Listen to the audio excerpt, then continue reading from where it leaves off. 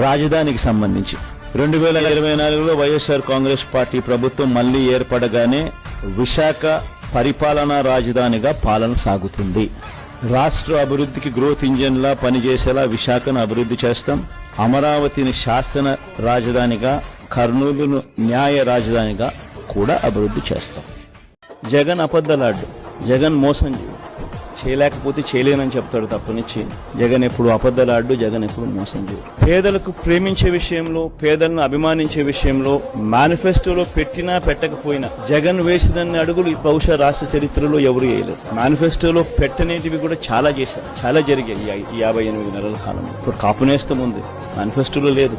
పిల్లలకు ట్యాబ్స్ ఉన్నాయి, మేనిఫెస్టోలో లేదు.